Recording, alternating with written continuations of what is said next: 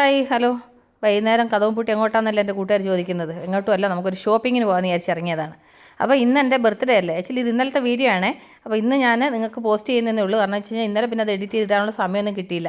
ബർത്ത്ഡേയുടെ തിരക്കായിപ്പോയി. അപ്പോൾ എൻ്റെ കെട്ടിയ രാവിലെ പോകാൻ നേരത്ത് എനിക്ക് ഡ്രസ്സ് മേടിക്കാൻ പൈസ തന്നിട്ട് പോയായിരുന്നു. പക്ഷേ എങ്കിൽ എനിക്ക് പിന്നെ കൂടെ വരാൻ ആരും ഇല്ലെന്ന് പറഞ്ഞിട്ട് ഞാൻ വൈകുന്നേരം വരെ വെയിറ്റ് ചെയ്തു. അങ്ങനെ അപ്പൂസ് വന്നിട്ട് ഇനി അപ്പൂസിനെയും കൂട്ടിക്കൊണ്ട് അങ്ങനെ ഞങ്ങൾ രണ്ടുപേരും കൂടെ ഇവിടെ അടുത്തായിട്ട് ഒരു മോളുണ്ട്. അടുത്തല്ല, ഒരു 3-4 കിലോമീറ്റർ ഉണ്ട്. അപ്പോൾ അവിടേക്ക് പോകാൻ വേണ്ടിയിട്ട് ഇറങ്ങിയതാണ്. ഞങ്ങളുടെ വീടിൻ്റെ മുന്നിലായിട്ട് ഇപ്പോൾ ഒരു വീട് പണി നടക്കുക.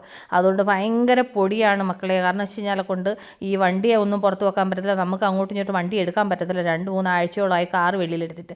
അങ്ങനെയൊക്കെയുള്ള പ്രശ്നങ്ങളാണ്. നമ്മുടെ വീടിൻ്റെ മുന്നിലാണ് മെറ്റീരിയലെല്ലാം കൊണ്ട് ഇറക്കിക്കൊണ്ടിരിക്കുന്നത്. അപ്പോൾ അങ്ങനെ പോകുന്ന വഴി കൂടെ എൻ്റെ കൂട്ടുകാർ കുറച്ച് കാഴ്ചകളിലൂടെ കാണിക്കാമെന്ന് വിചാരിച്ചു. കാരണം വെച്ച് കഴിഞ്ഞാൽ എൻ്റെ കൂട്ടുകാർ, ഞാൻ എപ്പോഴും ബാംഗ്ലൂരിൽ വീഡിയോ ഇടുമ്പോഴെല്ലാം പറയാറുണ്ട്, വീണ പോകുന്നിടത്തെല്ലാം ഇങ്ങനെ വീഡിയോ ചെയ്യണം കേട്ടോ. കാരണം വെച്ച് കഴിഞ്ഞാൽ ഞങ്ങൾ ബാംഗ്ലൂർ കാണാത്തവർക്ക് നമുക്കിത് കാണുന്നത് ഭയങ്കര സന്തോഷമാണ്. അപ്പോൾ അതുകൊണ്ട് വീണ എവിടെ പോയാലും ബാംഗ്ലൂരിൽ ഓരോ ചെറിയ ചെറിയ വീഡിയോകളൊക്കെ ഞങ്ങൾക്ക് വേണ്ടി ഷെയർ ചെയ്യണമെന്ന് പറയും. അപ്പോൾ ശരിയെന്ന് വിചാരിച്ചിട്ട് അപ്പോൾ ഞാൻ ഈ പോകുന്ന സമയത്തൊക്കെ ഞാൻ ഈ വീഡിയോ ഇങ്ങനെ എടുക്കുന്നതിൻ്റെ കാരണം വെച്ച് കഴിഞ്ഞാൽ കൊണ്ട് എൻ്റെ കൂട്ടുകാർക്ക് കാണാമല്ലോ എന്ന് വിചാരിച്ചിട്ടാണ് കേട്ടോ. അപ്പോൾ കുറച്ച് പേര് പറയുന്നുണ്ട് ഈ കൂട്ടുകാരെന്നുള്ള വിളി ഒന്ന് മാറ്റി പിടിച്ചുകൂടെയെന്ന്. അത് ഞാൻ ഒരിക്കലും മാറ്റി പിടിക്കൂല കേട്ടോ. കാരണം വെച്ച് കഴിഞ്ഞാൽ അതെൻ്റെ ഒരു ട്രേഡ് മാർക്കാണ്. ചില ആൾക്കാരുടെ ചില സാധനങ്ങളുടെ ട്രേഡ് മാർക്ക് എന്ന് പറയുന്നത് പോലെ അത് എൻ്റെ ഒരു ട്രേഡ് മാർക്കാണ്. കാരണം വെച്ചാൽ എൻ്റെ കൂട്ടുകാരെന്ന് പറയുന്ന സമയത്ത് അത് കേട്ട് സന്തോഷിക്കുന്ന ഒരുപാട് പേരുണ്ട് കേട്ടോ. അപ്പോൾ ഇതിൻ്റെ കൂട്ടത്തിൽ ഞാൻ അതങ്ങ് പറഞ്ഞതേ ഉള്ളൂ. കാരണം വെച്ചാൽ ഞാൻ അതിനെപ്പറ്റി സെപ്പറേറ്റ് ആയിട്ടൊരു കാര്യങ്ങൾ എടുത്ത് പറയേണ്ടതെന്ന് വിചാരിച്ചിട്ട്. അപ്പോൾ ഇനി മെയിൻ റോഡിലോട്ട് ഇറങ്ങിയിട്ടില്ല. മെയിൻ റോഡിലോട്ട് ഇറങ്ങി കഴിയുമ്പോൾ എൻ്റെ കൂട്ടുകാർ കണ്ടോളൂ ഇവിടുത്തെ തിരക്ക് എങ്ങനെ ഉണ്ടാവും എന്നുള്ളത്. കാരണം വെച്ചാൽ ഞാൻ അപ്പൂസിനോട് അന്നേരം മുതലേ പറയുന്നുണ്ട്, നമ്മൾ ലേറ്റ് ആയി കഴിഞ്ഞാൽ നമുക്ക് മെയിൻ റോഡിൽ നിന്ന് നമുക്ക് ക്രോസ് ചെയ്ത് പോകാൻ പറ്റത്തില്ല. അതുകൊണ്ട് നീ കുറച്ച് നേരത്തെ ഒന്ന് റെഡി ആവുമെന്ന് പറഞ്ഞിട്ട്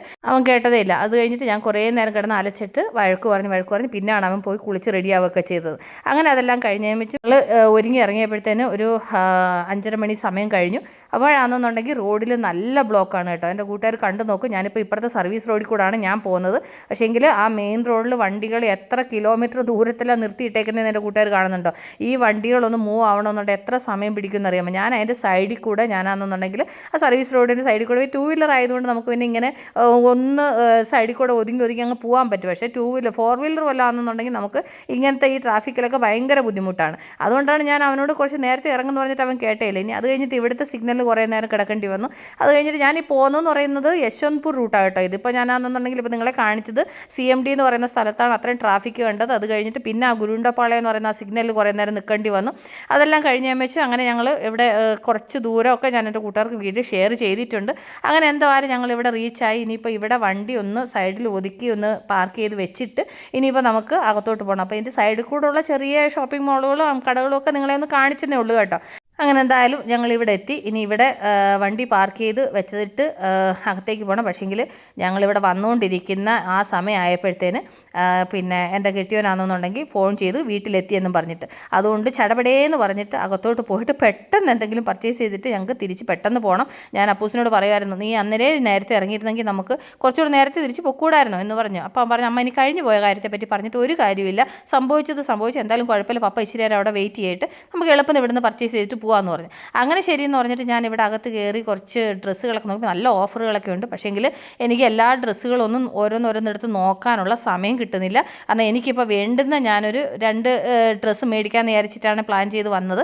അപ്പോൾ ഞാൻ അത് വേണ്ടുന്ന മാത്രം ഞാൻ ജസ്റ്റ് ഒന്ന് സെലക്ട് ചെയ്തിട്ട് വാങ്ങിയിട്ട് പോകാമെന്ന് പറഞ്ഞു. അപ്പോൾ അവിടുത്തെ പിന്നെ സെയിൽസ് ഗേളിനോട് ഞാൻ ഈ സെറ്റ് ഡ്രസ്സ് ഏത് ഭാഗത്താണെന്ന് ചോദിച്ചപ്പോൾ അപ്പുറത്തെ സൈഡാണെന്ന് പറഞ്ഞു.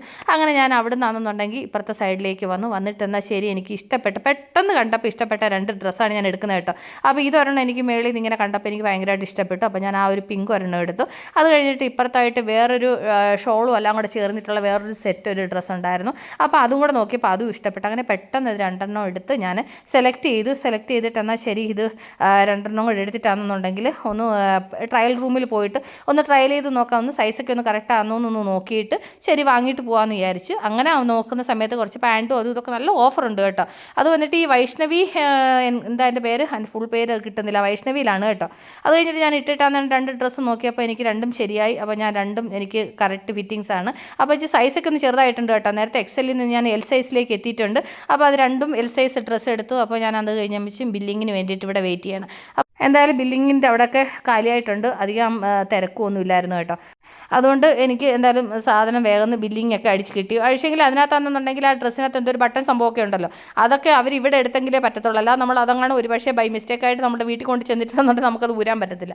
അപ്പോൾ അതിനകത്തുള്ള ആ ബട്ടൺസ് അതൊക്കെ അവർ റിമൂവ് ചെയ്തെല്ലാം ആക്കിയിട്ട് പാക്ക് ചെയ്തൊക്കെ തരുന്നുണ്ട്. അപ്പോൾ ഞാൻ പൈസയൊക്കെ കൊടുത്തു. അത് കഴിഞ്ഞിട്ട് അവരാണെന്നുണ്ടെങ്കിൽ കവറിന് 7 രൂപ കൊടുക്കണമായിരുന്നു. അപ്പോൾ ഞാൻ ആദ്യം കവർ വേണ്ടാന്ന് പറഞ്ഞു. പിന്നെ ശരി എങ്ങനെ തൂക്കി പിടിച്ചുകൊണ്ട് പോകുന്നത്, ഞാൻ കവറൊന്നും എടുത്തിട്ടില്ല. അങ്ങനെ ശരിയെന്ന് പറഞ്ഞിട്ട് കവറൊക്കെ ആക്കിയിട്ട് അങ്ങനെ സാധനം എടുത്തുകൊണ്ട് വെളിയിലോട്ട് ഇറങ്ങിയപ്പോഴത്തേന് എൻ്റെ കൂട്ടുകാർക്ക് എപ്പോഴും അറിയാമല്ലോ എൻ്റെ ഒരു വീക്ക്നെസ് വേറെ ഒന്നുമല്ല. ഞാൻ വെളിയിലോട്ട് ഇറങ്ങിയ സമയത്താണെന്നുണ്ടെങ്കിൽ അവിടെ ആണെന്നുണ്ടെങ്കിൽ ഈ കുറച്ച് ലിപ്സ്റ്റിക്കിൻ്റെയും പിന്നെ എന്താ പറയുന്നത് ഇതിൻ്റെ സംഭവങ്ങളൊക്കെ കുറച്ച് കണ്ടു. അപ്പോൾ ഞാൻ പെട്ടെന്ന് എനിക്ക് അട്രാക്റ്റ് ആവുന്ന സംഭവം എന്ന് പറഞ്ഞാൽ ലിപ്സ്റ്റിക്കാണ്. അപ്പോൾ എനിക്കാണെന്നുണ്ടെങ്കിൽ വേണ്ടുന്നൊരു കളറ് കണ്ടു. പക്ഷേങ്കിൽ അത് എടുത്തപ്പോൾ അതിൻ്റെ വില 999 1000 രൂപയുടെ ലിപ്സ്റ്റിക്കോ. അപ്പോൾ ശരി എന്നാൽ ഇപ്പോൾ തൽക്കാലം കയ്യിലുള്ളത് കൊണ്ട് അഡ്ജസ്റ്റ് ചെയ്യാമെന്ന് വിചാരിച്ചിട്ട് ഞാനത് വാങ്ങിയില്ല.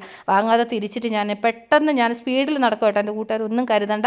കാരണം വെച്ച് കഴിഞ്ഞാൽ എൻ്റെ കെട്ടിയവൻ നേരത്തെ എത്തിയത് കൊണ്ട് എളുപ്പം വീട്ടിലെത്താമെന്നുള്ളൊരു പ്രതീക്ഷ. കാരണം എൻ്റെ കെട്ടിയവൻ എൻ്റെ ബർത്ത്ഡേ ആണെന്ന് പറഞ്ഞിട്ട് പാവം നേരത്തെ വന്നതാണ്. അപ്പോൾ ഞാൻ വീട്ടിലില്ലാതിരിക്കുന്നത് മോശമല്ലേ. അപ്പോൾ ഞാൻ അപ്പൂസിനോട് പറയാം വേഗം നമുക്ക് പോകാമെന്ന് പറഞ്ഞു. അങ്ങനെ ഞാൻ എളുപ്പം വന്നു. പാർക്കിങ്ങിന് ഒരു അരമണിക്കൂർ പോലും വെച്ചില്ല. 30 രൂപ അവിടെ പേ ചെയ്തു. അത് കഴിഞ്ഞിട്ടാണെന്നുണ്ടെങ്കിൽ ഇനി തിരിച്ച് വീട്ടിലേക്ക് പോവാണ്. അപ്പോൾ പോകുന്ന വഴിക്ക് എൻ്റെ കൂട്ടുകാർ ഈ ട്രാഫിക് ജാം കണ്ടു. ഈ ട്രാഫിക് ജാം കവർ ചെയ്തിട്ട് ഞാൻ എപ്പോൾ എൻ്റെ വീട്ടിൽ ചെല്ലാനാണ്. എന്നാൽ കൂടി സൈഡിൽ കൂടെ നീങ്ങി ഞാനങ്ങ് പോകാമെന്ന് വിചാരിച്ചു. അപ്പോൾ ഞാൻ വീട്ടിലേക്ക് എത്താൻ ഇനി കുറച്ച് സമയം പിടിക്കും. കാരണം ഈ ട്രാഫിക് എപ്പോൾ തീരും എന്നുള്ളത് എനിക്കറിയത്തില്ല കേട്ടോ. അപ്പോൾ ഈ ഷോപ്പിങ്ങിൻ്റെ വീഡിയോ ഞാൻ ഇവിടെ വൈൻഡപ്പ് ചെയ്യണം. അപ്പോൾ നമ്മൾ അടുത്ത ബർത്ത്ഡേയുടെ വീഡിയോ ആയിട്ട് ഉടൻ തന്നെ വീണ്ടും കാണും വരെ. Take care, by.